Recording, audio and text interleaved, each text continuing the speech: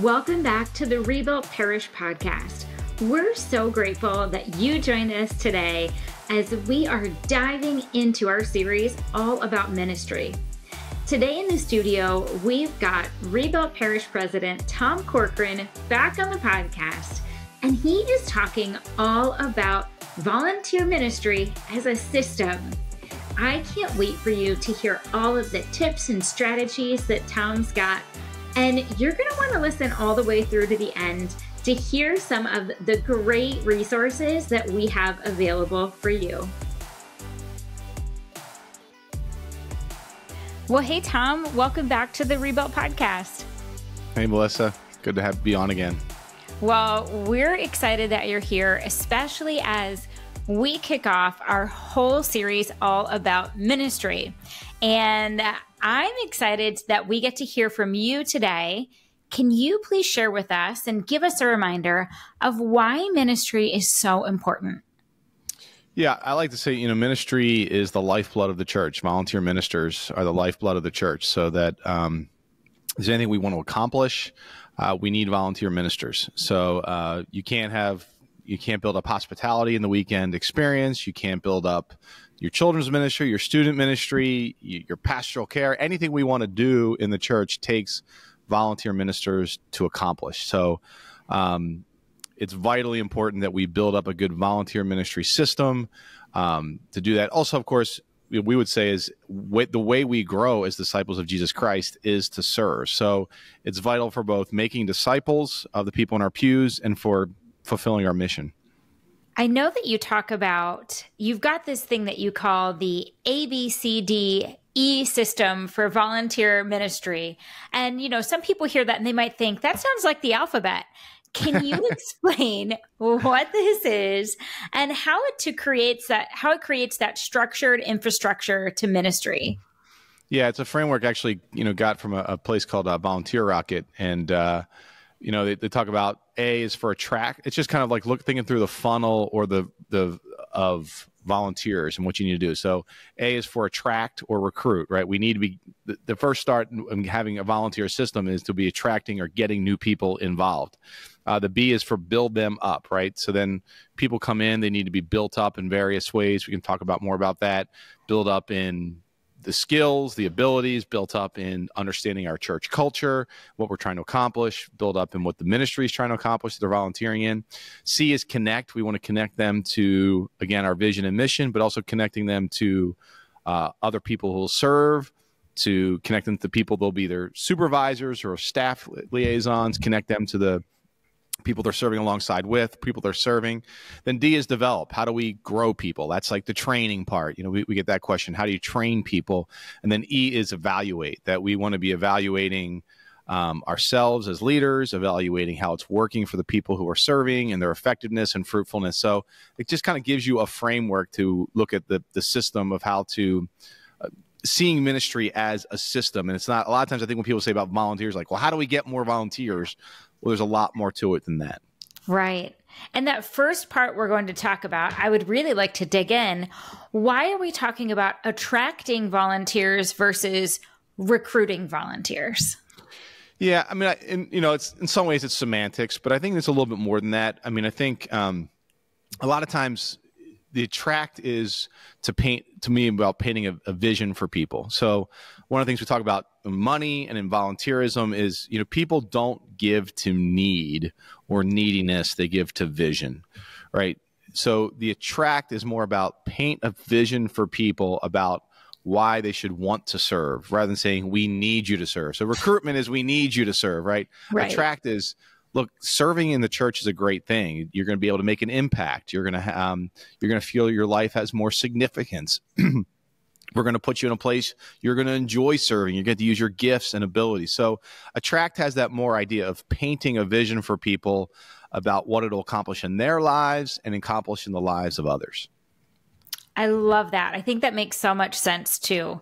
They're going to be more attracted to want to volunteer when they see that vision rather than feeling like, oh, they're asking for something from me again. That's so good. Now, what are some of those strategies that you've seen that have been most effective for attracting new volunteers? Yeah, I mean, one of the big things we put to it, is so when we talk about, having a prayer campaign is good. And anytime you're trying to get more volunteer ministers, because we do need them, it's a spiritual step for people to take. And so we need the power of the Holy Spirit. So we've at times, I remember a few years ago when there was a transition in the youth ministry, and we were trying to get, so we didn't have a youth minister at the time. So I was helping out with that to just kind of fill the gap. And a couple of us were doing that. And we knew we wanted to grow the number of small group leaders for high school students. We needed, and middle school, we needed a bunch. So we began by putting together a 40-day prayer campaign. And we asked the current volunteers and even parents in the ministry to say, would you pray for us for the next 40 days that we'll find the right people? And that they will come. So some of that begins with praying. We also say then you need to ask people, of course, right? And some of that came from asking the current leaders, who do you know that would make a good volunteer, a good small group leader, or asking kids and students, who do you think would be good at volunteering, and getting some of those recommendations. So it's asking, it's getting some referrals. Our big thing, of course, then is in the church is creating we would call it a ministry push weekend, where the whole church is going to ask for volunteers, for people to step up. So, praying, asking individuals, but then asking from the leveraging the pulpit and the whole weekend experience is another huge part of that. And then just one other part, again, how we ask matters. We want to ask people based on giving to vision. Also, paint a vision of what they can accomplish. If you get a story about a kid, if you're saying you're doing student ministry, if you get a story of a teenager whose life's been changed from that, read that story, share that story.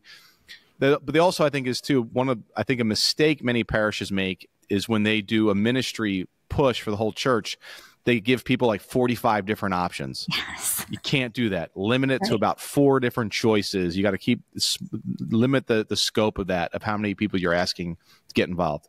So I was a little rambly, Melissa, but yeah. No, but that makes so much sense, especially when you talk about, rather than giving a list of 45 different ministries you can sign up for, we know that the confused mind does nothing. When you give them 4 that they can choose from, that's practical. That's easier for them to discern and pray about when they've only got 4 of those to choose from. Yeah, and they'll often, and to clarify, there might be a decision tree from that. So we might say at Nativity, join hospitality, kids and students, the tech team, or member care. Like, we would put those 4, and they just tell us this weekend which one interests you, and then we would help them decide from there. But yeah, I think a lot of parishes, here's the 45, the 85 ministries. You got to run the gauntlet and choose one.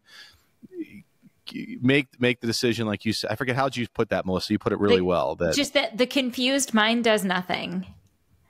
Yeah, and too many choices overwhelm people. Yes. Right? When we're the number of choices will confuse people, and then the confused mind will do nothing. So keep that very simple. The other thing I would say too, I've found that parishes have to be careful about, again, if you do, assuming you're doing a whole weekend where you're pushing people, is to be crystal clear on what step they need to take to get on board. So, we would say text serve to 88877, or we put a card in your pew, please fill it out and put it in the offertory basket, or I was at a church one time and they did an amazing job of really all like the vision of serving, about the impact of serving.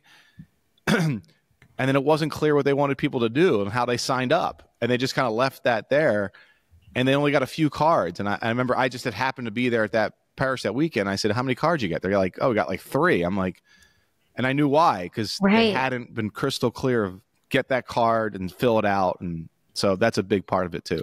Right. That final step right there is the key step to make sure that they know exactly what to do to take the action you want them to take.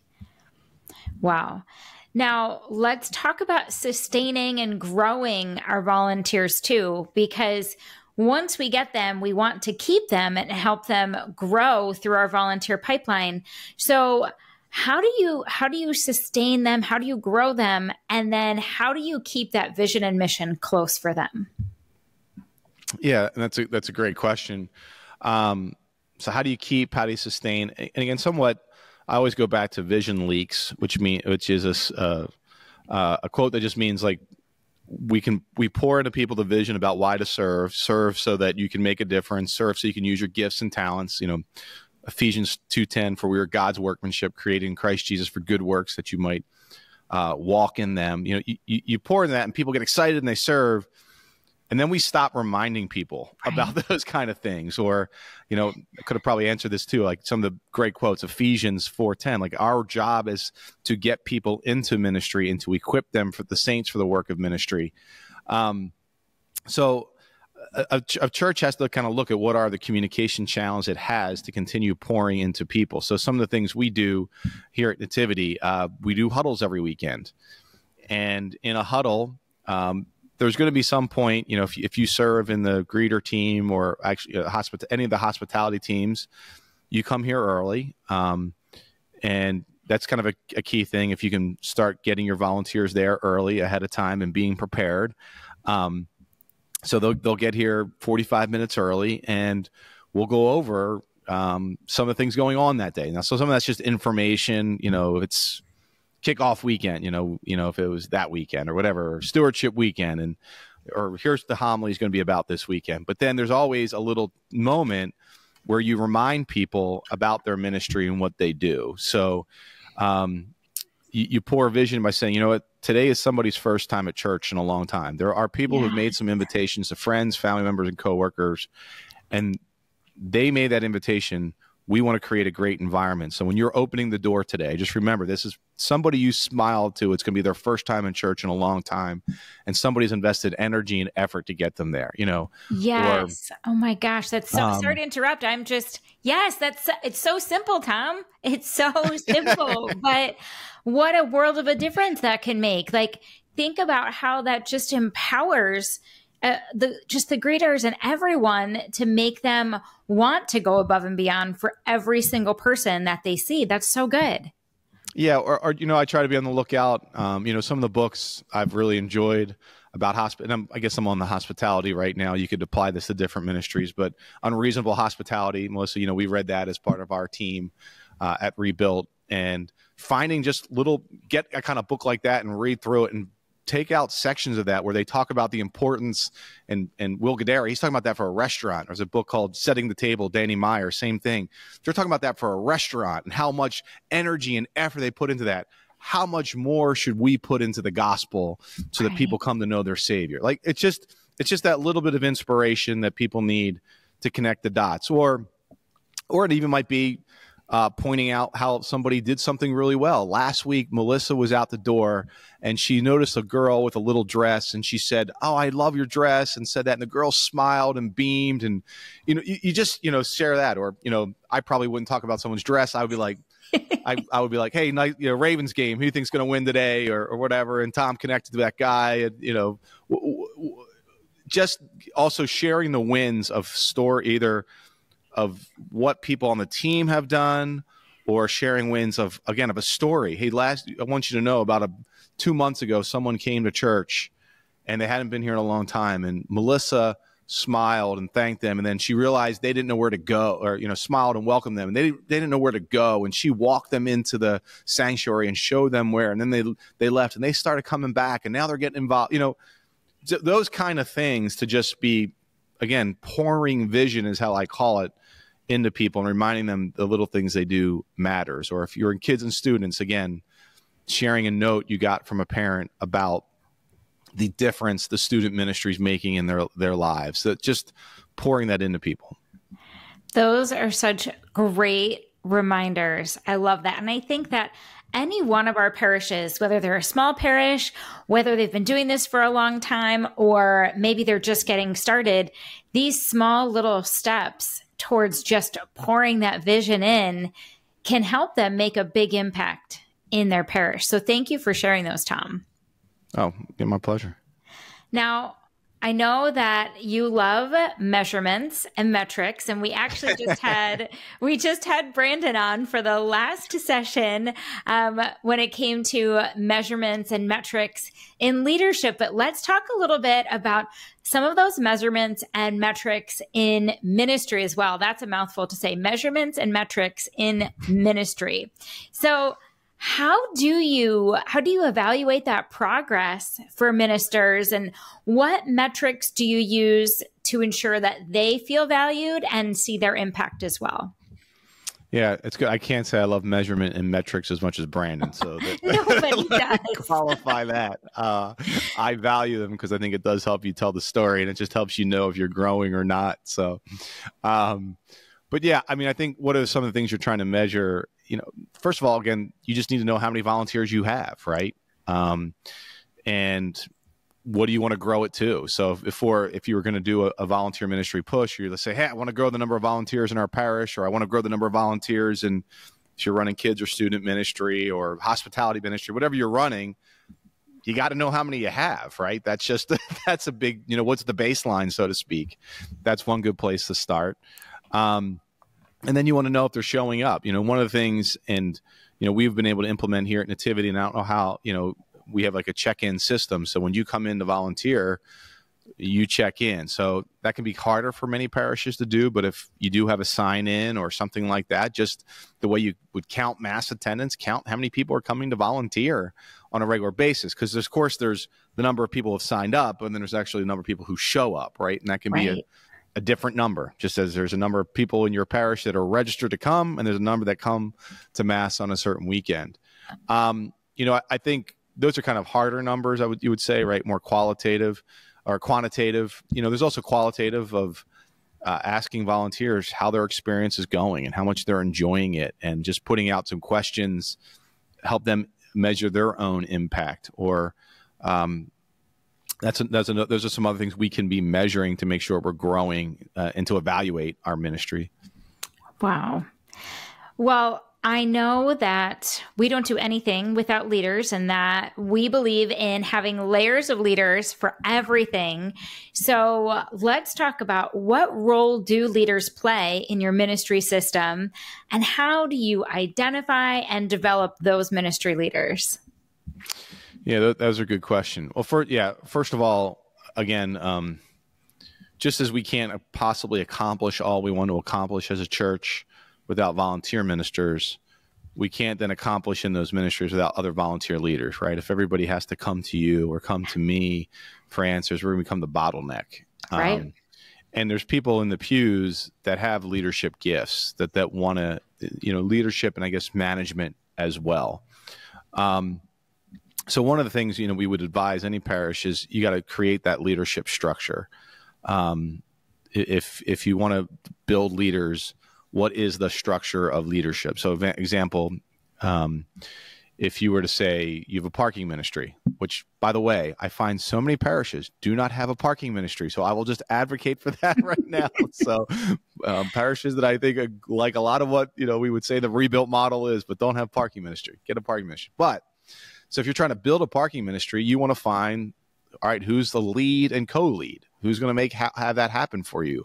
And, usually in leaders, you find people, you don't want just doers, right? You want people that are attractive to other people, that other people are willing to follow, right? That can get things done, but not just do them themselves, but motivate others to do them. And obviously good at communication. So you would build up a structure of a lead and a co-lead, and we'd like to go 2 by 2. And then you might have that, and then your structure might be, let's say we have 3 masses right now. You'd have a 5 p.m. mass. Okay, well, who are the lead and co-lead at that? And who's the lead and co-lead at your 9 and 11 and so forth? And then encouraging those leaders to, one, that get the vision. They're vision carriers to the other volunteers. They're also helping them manage the schedule and making sure you have enough people to serve and some of those kind of basic things as well. So yeah, you're looking for leaders who, again, understand there's more than just doing, right? Because we can get task doers and we need those people, but leaders are going to get other people to follow them. They're going to help carry the vision, and they're going to kind of take responsibility that those ministries are being carried out in a way that's above and beyond just doing it themselves. Right. That's so good. And I love how you're talking about there are people in the pews already that have those leadership skills. And wow, is that true? I mean, looking around many parishes, you'd be surprised who you'd find. I mean, Tom, if you had to guess, how many CEOs do you have in your pews? How many business leaders, entrepreneurs, teachers, so many different types of leaders just sitting there, just waiting for that invitation to share their gifts and talents with the parish. Yeah, one of the things we've said over and over again is we have an embarrassment of riches at our parish. And it's kind of like a negative way to put it. I've been thinking about that. We probably shouldn't put it that way. But I think, Father Michael would say it often. And I think it meant like to just be humbled by that, to be humbled by, and as he said it too, he's like, sometimes he's humbled by you sit down with somebody and you hear what they did for a living. You're like, oh my gosh, I can't believe I'm talking to this person. This person right. Is so skilled. And this is a side note. I've always thought about, I think it's Proverbs 22:3. Address might not be quite right, but do you see a man skilled in his work? He'll stand before kings. He will not stand before obscure men. That as we get better at speaking and presenting, we will attract more and more people that want to hear from us and then can be used for God's kingdom to build the parish. So in any case, I'm saying there's an embarrassment of riches in nativity, but I really believe there's an embarrassment of riches of every parish, that there are people in those pews that have leadership gifts and abilities. And that's where it comes forward, for us to call them forth, right? Again, the Ephesians chapter 4, for God gave some to be pastors and teachers, not to do the ministry, but to equip the saints for the work of ministry. And leading is part of that ministry. And when I talk about developing leaders, again, if people have those leadership gifts, it's on us as a church to help them develop them and see how they can use them, or as church leaders to see how they can use them in the church and use them to build God's kingdom. Absolutely. And I think it's really fun too to see how those traits and those leadership skills can translate into parish work and the way they serve in ministry too.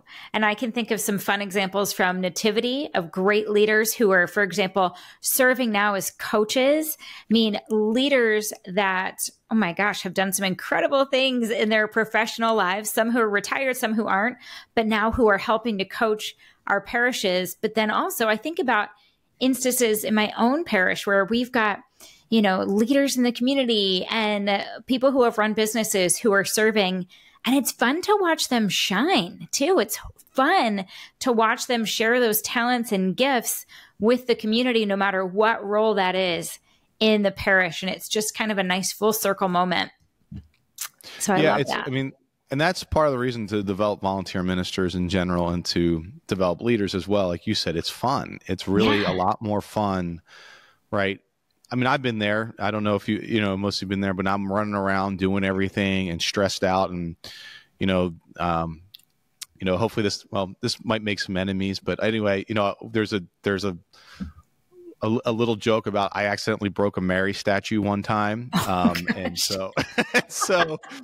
And you know why I broke the statue? It was accidental, but and I remember there was like a curtain behind it, and I didn't really remember we'd put a curtain up for some reason. I didn't remember it was there, and I ran into it. But you know why I broke it is because I was running around like a chicken with my head cut off and trying to do all the things myself. Mm-hmm. And everybody who served in a parish ministry knows that moment where you're just running around doing everything yourself, and how exhausting and tiring that is, and how much more fun when you have a team of people that are working with you and building that up. So, oh my gosh, for sure.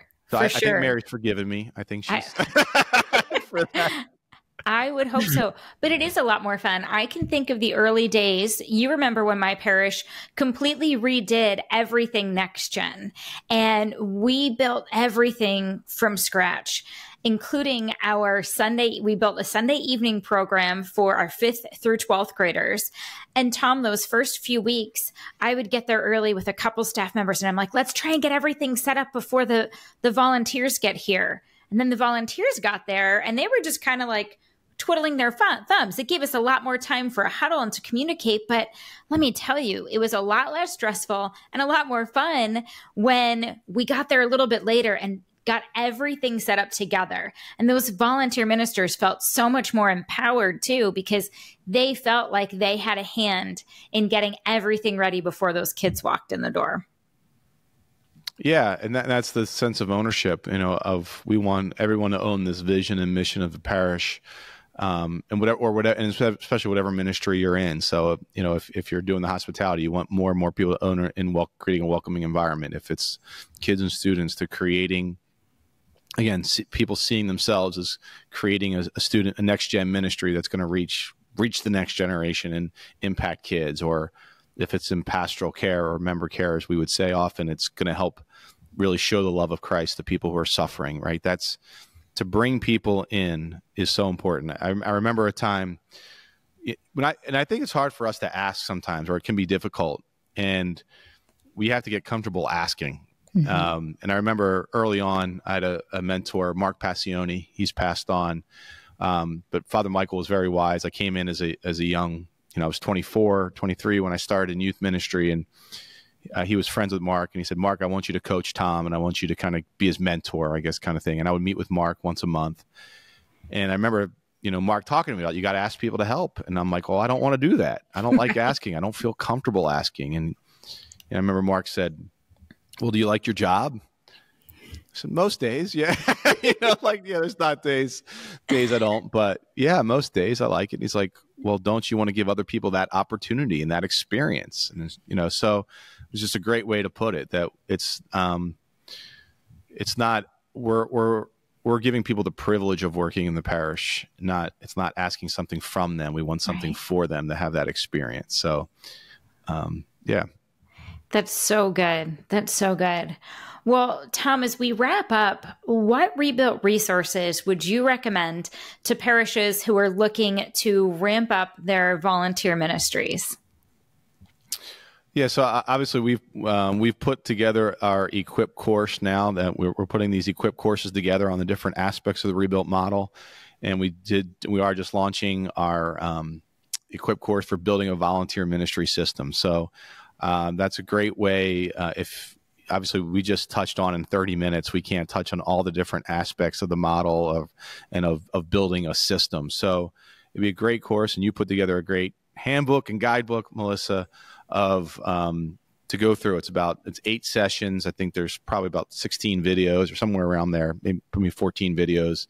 And we kind of go deeper into each of those aspects of the volunteer ministry system and kind of go play by play on how you can start to implement that. So the volunteer ministry system Equip course. And that is important, again, to think of it. It is a volunteer ministry system. It's not just about attracting.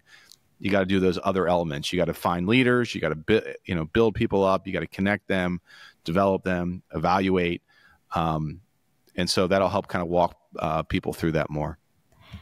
Thank you. So that is the one we're calling our Every Member a Minister course, and that will be available later this fall. And what I want to share is that this is an on-demand course. And so, Tom, I'm not sure if you know just how big e-learning is right now, and I'm sure you do know. But there are so many incredible courses out there that you can get a course for pretty much anything. What I love is that there's not many people out there making courses to help Catholic parish leaders. So this is exciting that we've got this course for you.